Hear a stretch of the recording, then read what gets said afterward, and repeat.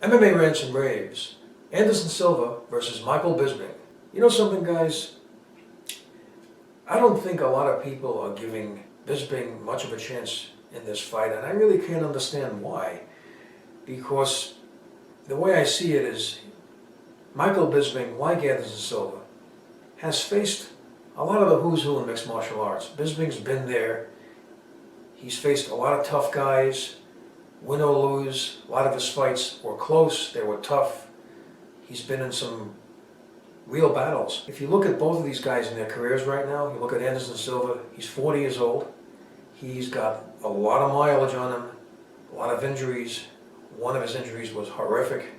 And in his last fight, he did look good, but he fought a guy that was not traditionally a middleweight, more of a welterweight.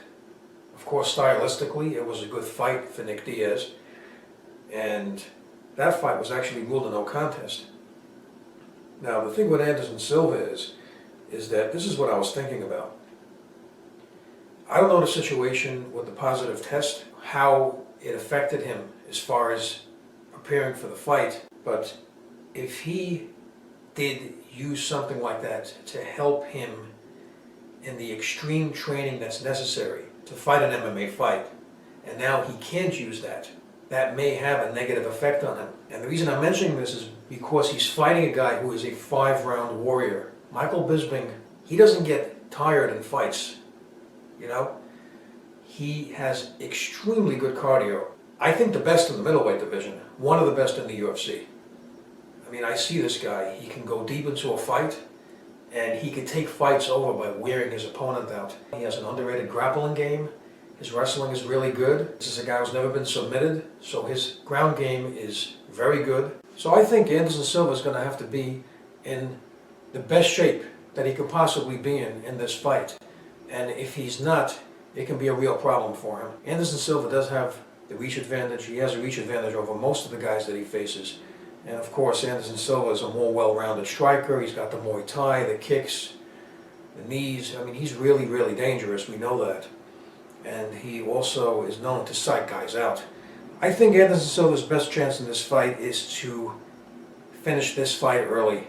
He doesn't want Bisping hanging around, especially going into a third. And then, of course, you know, the 4th or 5th round. I think this is a 5-round fight. I think it's going to be a main event fight. I'm not sure, but if it is a 5-round fight, it really benefits Bisping. So Anderson Silva's chances early. Bisping, I think, would probably go into this fight by trying to use volume and trying to grind Anderson Silva with his wrestling, with his grappling, and his boxing, and using pressure. And I think Bisping, as far as his toughness, we saw his last fight against Teos Latis, he's a very tough guy.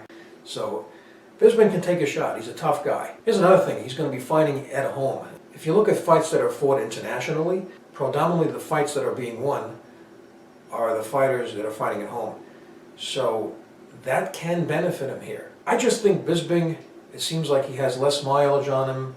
I don't remember him having any serious injuries.